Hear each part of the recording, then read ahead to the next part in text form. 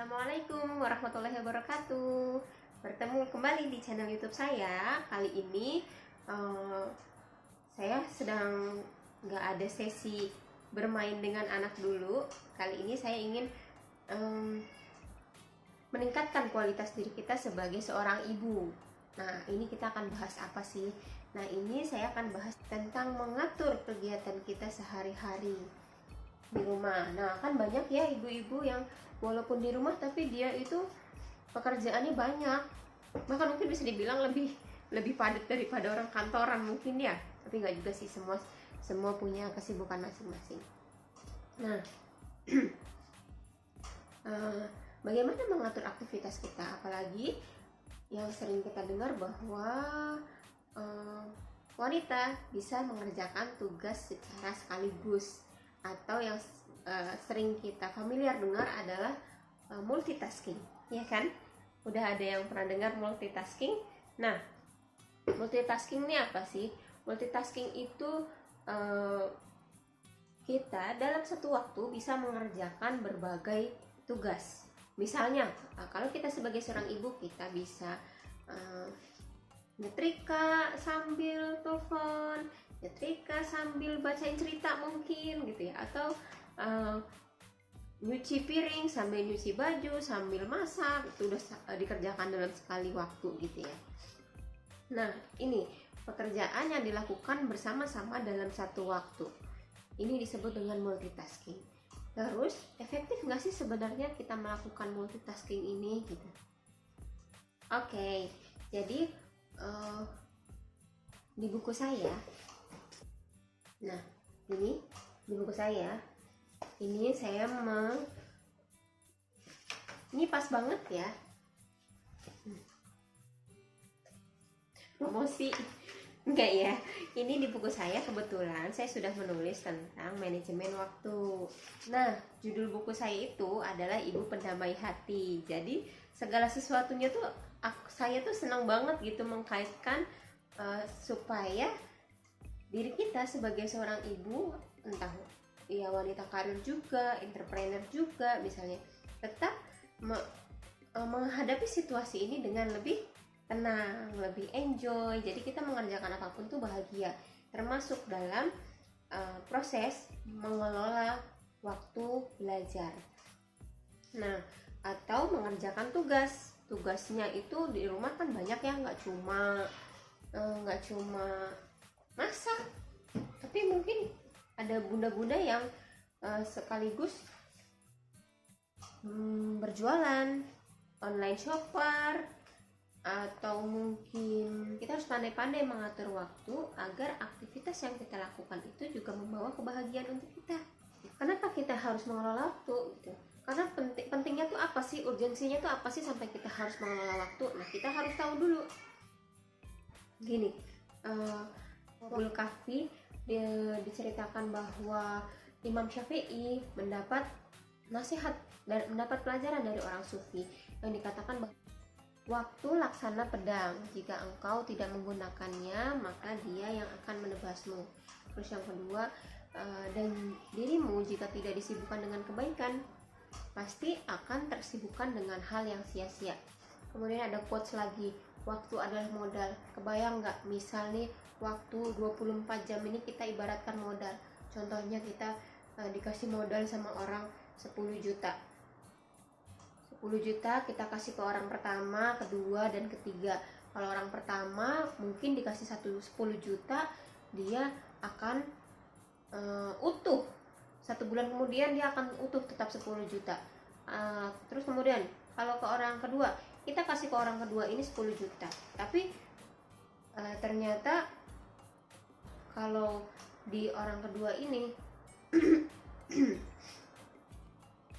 hasilnya, uangnya akan berkurang menjadi 2 juta, bahkan habis. Nah, untuk orang yang ketiga ini uang yang diberikan sebanyak 10 juta malah bisa jadi 15 juta. Begitu juga dengan kita punya sama-sama waktu 24 jam, tapi ada yang bisa mengerjakan banyak hal dengan banyak karya, bahkan ada yang nggak menghasilkan apa-apa. bahkan mungkin malah nggak menghasilkan apa-apa, mungkin malah banyak jadi kayak unproduktif gitu ya. Nah, kenapa ini terjadi? Ini yang bikin saya juga kayak aduh, iya sepertinya saya selama ini salah gitu ya. Jadi akhirnya dari situ saya mulai berusaha memanfaatkan waktu dengan baik. Kalaupun hiburan, saya berusaha semaksimal mungkin agar hiburan itu pun tetap membawa manfaat untuk kepentingan dunia dan akhirat saya gitu. Contohnya gini, saya dan Mbak Oki Setiana Dewi mungkin orang yang sama gitu ya, atau Bapak Habibie, kita sama-sama punya waktu 24 jam, tapi beliau bisa buat karya, bisa buat pesawat, bisa punya pentingan banyak, punya ilmu banyak gitu ya. Itu karena kita diberi modal yang sama 24 jam, namun kita tidak menggunakan cara yang sama untuk memanfaatkan waktu itu. Akhirnya hasilnya pun berbeda. Mungkin orang hebat itu membaca minimal 1 jam sehari, sedangkan kita baca 1 tahun sekali aja nggak sempat, atau ngabisin buku 1 tahun sekali aja nggak sempat gitu ya.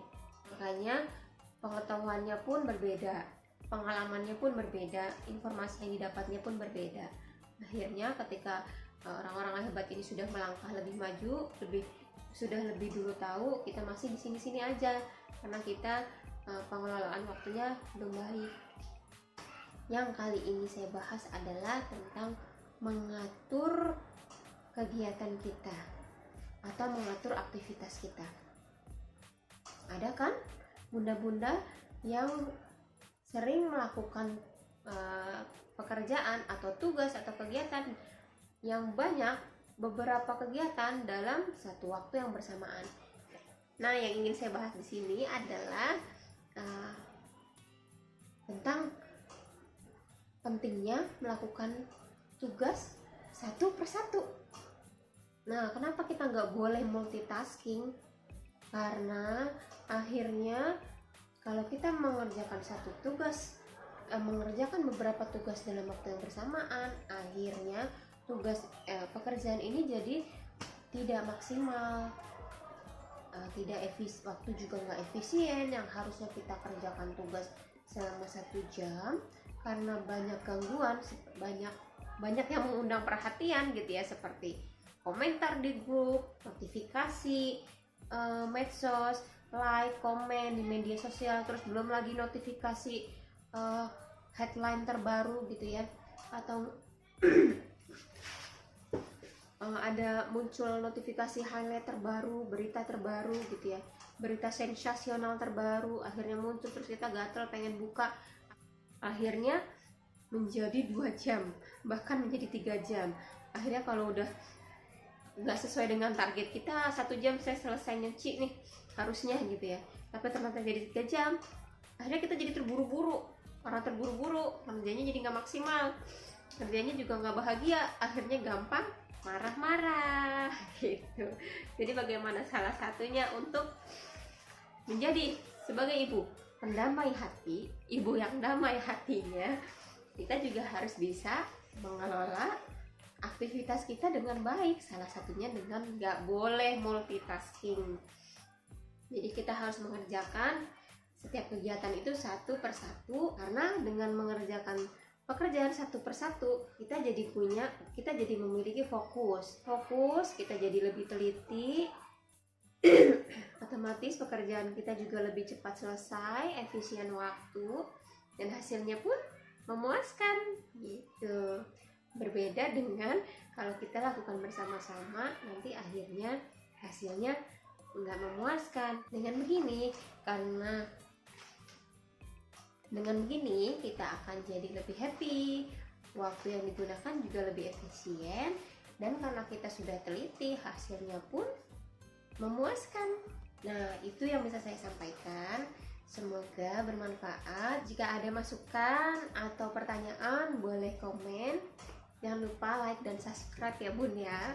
Nah, gitu aja yang bisa saya sampaikan. Semoga bermanfaat. Wassalamualaikum warahmatullahi wabarakatuh.